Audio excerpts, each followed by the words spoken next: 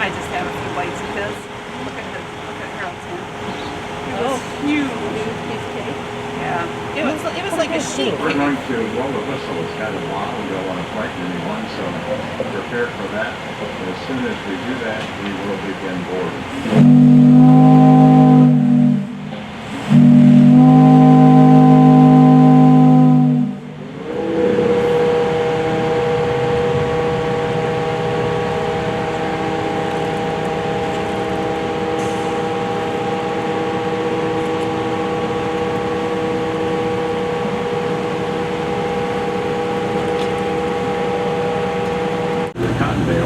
But it also caused another problem. As years went on, more roads were built, therefore bridges were built, but they couldn't get under. So riverboats are one of the few vessels that have smokestacks that retract. The original design was to put a hinge at the bottom of the stack on the backside, right at the deck. They would have lines hanging off the backside of the stacks and lines running off the front going down to an A-frame on the bow. When they came to a low bridge, half the crew would get on the bow, half the crew would get behind the stacks. The crew in the back would pull back on the lines while the crew on the front let the A-frame come up. The stacks would retract. After they did that, they cleared the bridge. They'd reverse that process. That was dangerous because the stacks were so tall and heavy. They were also hot and full of soot because they directly exhausted the boilers. Somebody finally figured out that the problem was not the tall stack. It was just the top of it. So they simply moved the hinge up toward the top, put a counterweight on the outside so one person could easily tip them back. The top of our stacks weigh about 100 pounds, but when we pick up on the iron bar on the outside, they feel virtually weightless. The only problem in tipping our stacks back, because they're not functional, they can fill up the water. But it only affects the people up here in the first class seats. We can have a name for it. We call it riverboat baptism, but we don't charge extra for that. We normally clear the bridge by about 18 inches, but in marine navigation, an inch is a mile. If you miss something by an inch, you might as well be a mile away.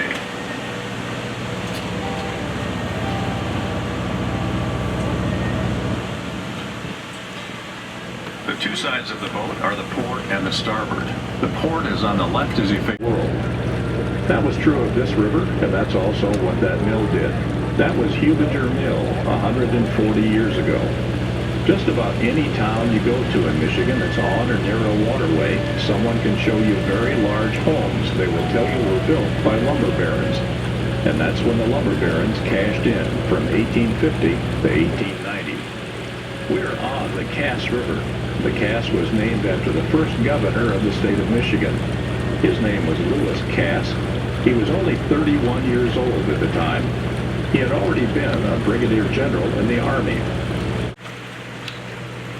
The hotel on the left side of the boat opened in 2007, named after Marv Herzog. Marv was a polka band leader. He lived his life here in Frankenmuth, but was known around the world. His wife was involved in building the hotel and named it after him. It took some time to complete that structure because of the small size of the property. All the parking had to be under the building.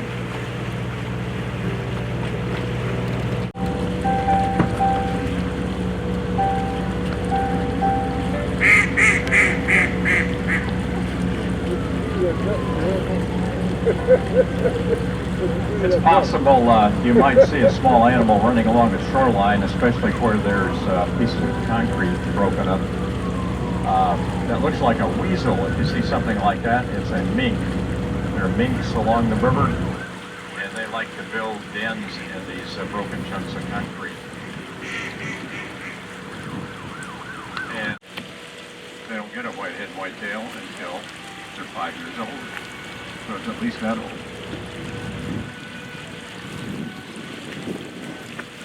On the left, just behind us a little bit, Pre-Eagle.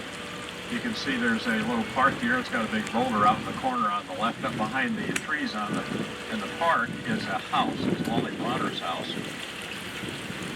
When the house was first built, you can see it year-round because the trees are small. They've grown up, blocks the view. You can only see it today in the winter when the leaves are on the winter, late fall, and early spring when the leaves are on the ground.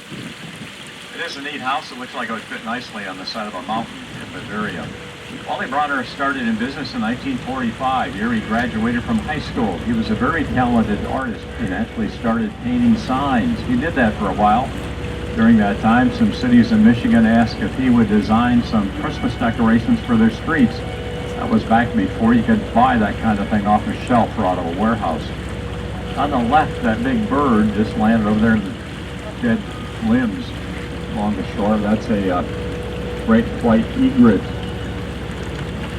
Look at this, 2 of them. And some ducks. Great white egrets are herons, just like a great blue heron. In fact, they're about the same bird. One's white and one's blue. Anyway, Wally Bronner's family owns this property on the left. Wally passed away in 2008. This area could more correctly be called the Saginaw floodplain because it doesn't take much in the way of rainfall for rivers to go over their banks. And when they come back into the channel, they bring silt with them, and that's what you see in this river. We've been told that in the 1800s the rivers in this area were very clean and pristine, that as more farmland was tilled, more silt ended up in the rivers. There's a lot of fish in this river, a lot of bass and also pickerel. This river flows into the Tittabawassee, which is a world-class walleye tournament fishing river, and it looks just like this. There is a lot of wildlife along the river. In Hubinger Grove that goes all the way up around the corner of the river, there are a lot of deer. At the right time of the year, we see a lot of newborn fawns. Quite often, we see them come right out along the river and watch us as we go by. Pipes. When it recedes, it comes right back down where it was. And the river ice, when it breaks up, goes by the well. The hills on either side of the well protect the boat. Doesn't hurt a steel vessel to freeze in. Eagles, the first 5 years of their life, they're all brown. Bald eagles are. And most people don't know that. And at 5 years, their feet start turning a brighter yellow, and so does its beak, and they start getting a white head and white tail. Before that, they're juveniles. Once they get a white head and white tail, they're an adult. So if you see one with a white head and white tail, you know it's at least 5 years old. Eagles flatten down rivers too because they like fish, and they can spot them flying around, or sometimes they sit right along up in a tree right along a river and just watch what's going on. By the way, when you see an eagle in a movie and you hear the sound they put to it, you know the sound because you heard it before. It's this high-pitched screeching sound that kind of echoes. It sounds good in the movies. That's not an eagle. That's a red-tailed hawk sound. Yeah. But they put it with big birds, eagles, and other birds too, because it looks good in the movie. But the eagles have a kind of an ugly, I was wondering why I smelled gas. short screech. You know what I mean? Painful sounding screech. I want to sit out there on that. Nothing dramatic about it. It's just yuck. This river's not always been this quiet and peaceful. From around 1845 up to the end of the 1800s, much of the time this river would have been full of logs floating down to a sawmill, the Hubinger sawmill. It was located where the right end of the covered bridge is as we go back into Frankenmuth. Before that sawmill was in place, all the homes around here were built of logs. Very inefficient use at that time with a lot of board feet of lumber, so everyone here was happy to see a sawmill. That last 50 years in the 1800s was a lumbering era in Michigan, and the trees that they were floating down were virgin white pine, enormous trees. Even today it's a problem that quantity of trees because they're so large. So the river floated down the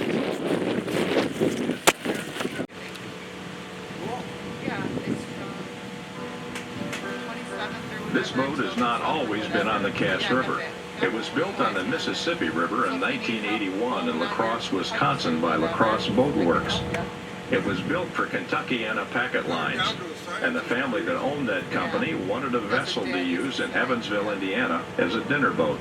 They had this built, they took it down the Mississippi and up the Ohio, and they operated there for 5 years as the Spirit of Evansville. Yes, I will drive by. They then had an agreement with the city of North Little Rock, Arkansas, and they took it there, and they operated for 15 years as the Spirit of North Little Rock.